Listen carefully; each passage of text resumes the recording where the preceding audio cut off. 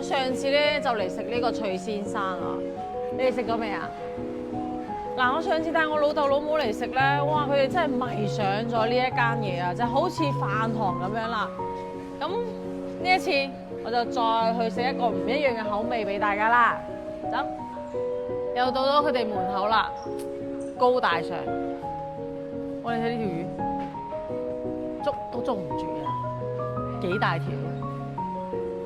但係咧，佢哋啲魚咧係用咗1000日喺中山養出嚟嘅呢啲咁肥嘅魚啦。咁咧佢係用泉水碧固咗3個日喎。咩叫泉水碧固啊？泉水辟谷的話，就是讓它在那个流动的泉水里面，然後運動，然後不給它吃東西，排除它身上的雜質跟離心味，所以魚吃起來是鮮脆的，又鮮又脆。哇！呢個養殖方法真係好特別喎。對，除咗咧佢係用泉水碧固咗呢一個30日之外咧，佢都係用咗呢個蠶豆餵養咗180日先至可以咁肥喎。你睇餓咗佢30日啊，佢都仲咁肥。上次咧我嚟食嘅咧就係五指毛肚嘅呢個湯底啦，呢一次咧我就點咗佢哋嘅貴州酸湯啦，睇下咧佢嘅味道如何啦，等陣再話俾你知。係佢哋嘅呢個咧又脆又鮮嘅呢個魚腩啦，見唔見到佢呢個幾肥啊？哇，真係好肥啊，就好似個魚缸入面嗰啲魚咁肥噶啦。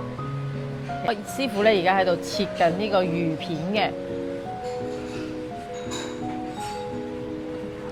哇！見到啦，師傅切嘅時候咧，都已經有少少刷刷聲噶啦，即係睇起身就已經係，聽起身就已經係好脆嘅嗰種感覺。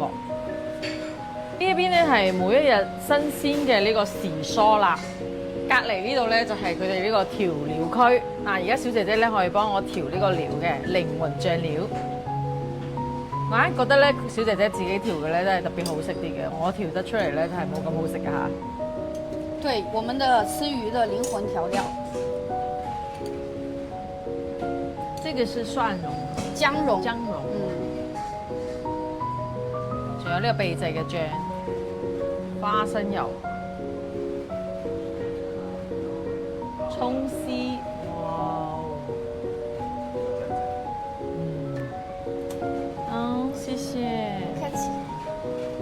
嗱，我嘅靈魂醬料。清淡得嚟咧又好食。Hello，當式現包鮮魚湯拼酸湯過來了，這是搭配鮮魚湯的炒米和香菜，鍋開後幫您分湯。哇 ！Hello，碧爾魚慶，養足1000天的脆碗來了。哦，呢個就係頭先我哋見到咧廚師切嘅呢個飛魚啦。哇，好期待啊！ Hello，幫您分湯，先喝湯再吃魚，炒米香菜有忌口嗎？沒有。哇！呢度啲服務真係太好啦。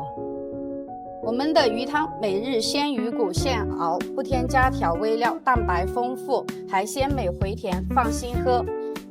加3圈胡椒粉，味道最佳。OK， 轉3圈係嘛？2。哎呀，3 OK， 咁樣好啦，加咗黑胡椒，飲翻啖呢個湯先。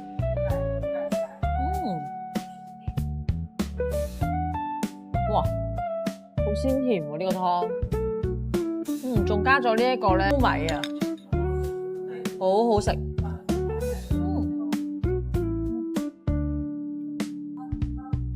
特色3間散養250天的信義大扇雞來了。我們的魚湯有3種喝法，一種是原湯，一種是炒米加香菜，一種是紫蘇葉加辣椒。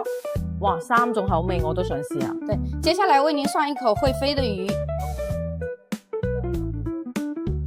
哇，這個要涮多久？13秒。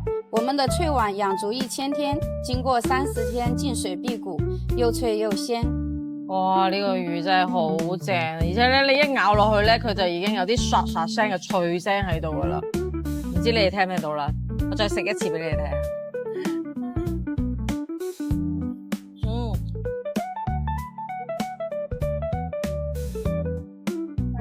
聽唔聽到？攞個麥近啲俾你聽。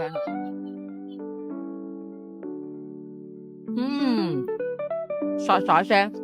好脆啊！其他嘅湯嘅飲法，呢個係紫蘇，我哋再加少少呢個辣椒，呢個。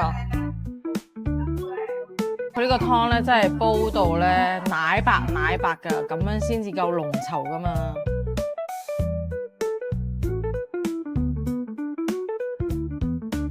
1、2、3 ，OK， 好啦，哇，好香啊！紫蘇嘅呢個清香味咧，都好特別喎。即係如果中意食紫蘇嘅人咧，我建議你咁樣試下。第二碗啦吓，而家淥雞。哇，淥完雞之後嘅湯會唔會更加好飲咧？我覺得會，但係要飲第3碗。呢個就係淥1分鐘。是，它是在3間散養了250天的信宜大扇雞。大扇雞搭配秘製薑蓉，味道更好哦。哇！試下呢個薑蓉，姐姐話嘅呢個250日嘅雞嚟啦嚟啦嚟啦，搭配呢個薑蓉，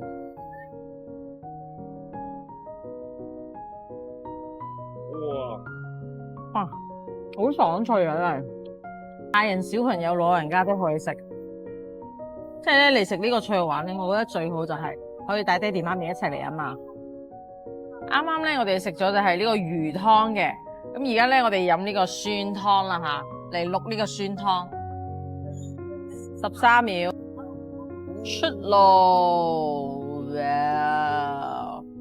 咁其實咧都係好搭嘅，因為平時我哋去貴州嗰度都有好多酸湯魚噶嘛。我試下原味。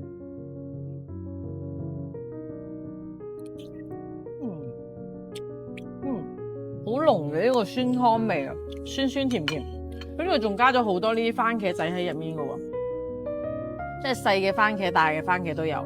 中山除咗脆肉鯇咧係特色之外咧，乳鴿都係特色嚟嘅喎。哇，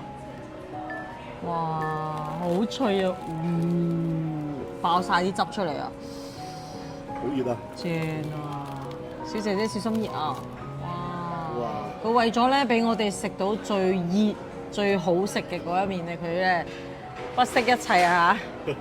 忍住熱啊，都俾我食呢一啖。哇！超脆皮，鮮豆腐3重奏，哇！有呢個油豆腐啦、黑豆腐啦，仲有呢個豆皮嘅，各放一啲先。好，仲放啲蔬菜，佢呢個蔬菜入面咧，亦都係有呢個黑豆腐同埋呢個豆腐泡嘅。食啲豆腐啦，食啲蔬菜啦，解下滯啊！試下呢個枝竹先。我覺得佢呢度咧啲豆類咧都特別香嘅喎。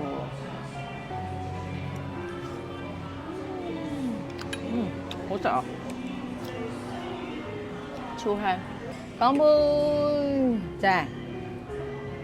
嗱，地鐵路線咧真係非常之方便㗎，佢就係上梅林 A 出口啦，行出嚟一直行，跟住左手邊咧有個樓梯嘅，咁你行落去之後咧，落到盡頭啦，你會見到龍發雞煲，龍發雞煲嘅左手邊咧就係㗎啦。